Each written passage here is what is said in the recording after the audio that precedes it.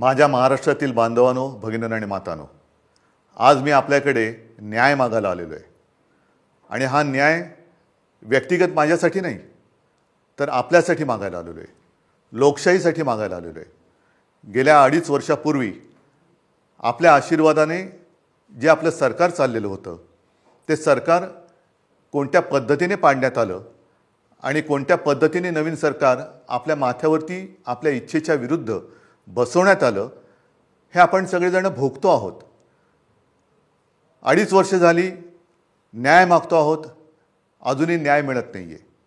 आणि आपण जे असं म्हणतो की न्यायाला विलंब लागणे म्हणजे न्याय नाकारणे, हा एक प्रकारे न्याय नाकारला जातो आहे. शेवटी न्यायालयाकडनं न्याय मिळत नसेल तर जसं लोकमान्य टिळक म्हणाले होते, त्या सर्वोच्च न्यायालयात म्हणजे आपल्या दरबारात मी न्याय मागण्यासाठी आलेलो आहे.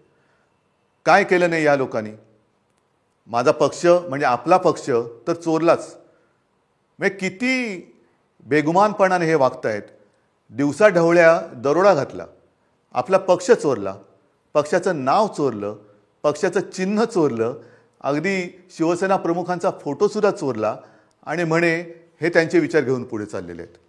हे सगळं चोरलं तरी देखील केवळ आणि केवळ आपल्या आशीर्वादामुळेच मी ठाम उभा आहे.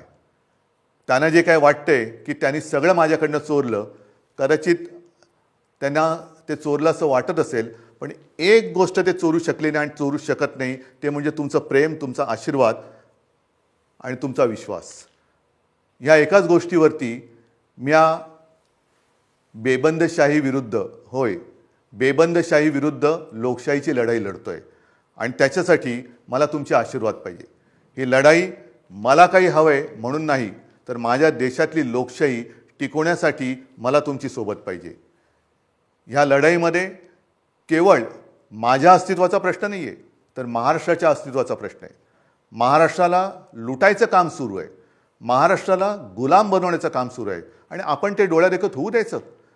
मला तरी नाही पटत हे.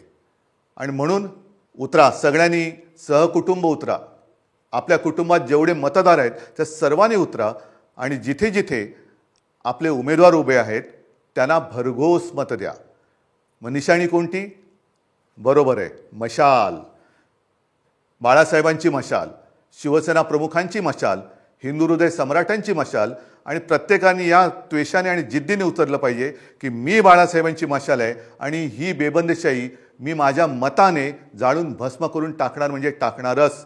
उतरा आणि जाळून भस्म करा. धन्यवाद. जय हिंद, जय महाराष्ट्र.